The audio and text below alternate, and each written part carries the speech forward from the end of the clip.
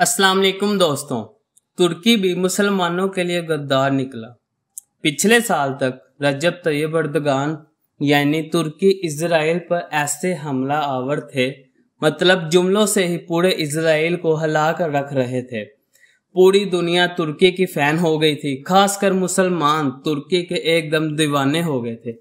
लेकिन अब आपको बता दूं, बहुत से लोगों को ये बात बुरी लगेगी, लेकिन मुसलमानों को समझना चाहिए कि इंटरनेशनल पॉलिटिक्स में चल क्या रहा है।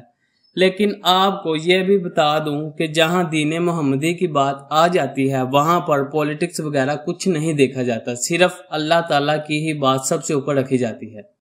अल्लाह ताला कुरान में फरमाता है, जो यहूदियों के साथ है वो उन्हीं जैसा है। अल यहूद कभी भी मुसलमानों के दोस्त नहीं हो सकते। तो दोस्तों, ये सारी बातें तो सुन ली आपने, अब आपको बताता हूँ मेन बात।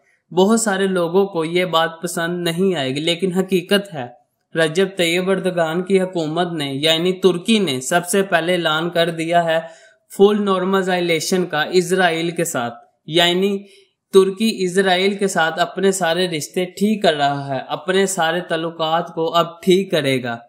हम इनके साथ बिजनेस भी करेंगे, यानी तुर्की इजराइल के साथ बिजनेस भी करेगा। और ये भी कहा है कि हमारे सभी जैसे दोस्त हैं वैसे आज से अभी से ये इजराइल भी हमारा साथी है, दोस्त। तो दोस्तों, हुआ ये कि एक साल पहले रजब तैयब अर्दगान कि आपको पता है कि किस तरह से वो इजराइल की धज्जियां उड़ा रहे थे।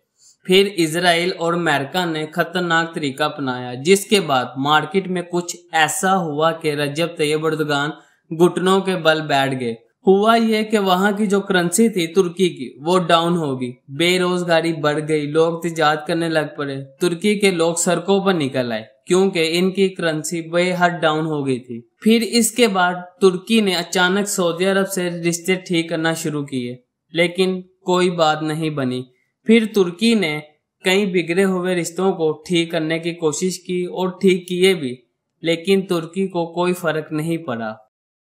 इन सब के बाद रजब तैयब अर्दगान ने इजराइल के साथ बातचीत की। रजब तैयब अर्दगान की हुकूमत ने यानी तुर्की ने इजराइल के साथ क्या क्या किया। इजराइल के बड़े बड़े लीडर्स MN वगैरह सब पिछले 1-1.5 महीने के अंदर तुर्की की सैर की। फिर उनके बाद तुर्की के बड़े बड़े लीडर वगैरह ने यहूदियों के यहाँ पहुंचे। फायदा तुर्की को ये हुआ कि तुर्की की करेंसी अब आसमान तक पहुंच गई।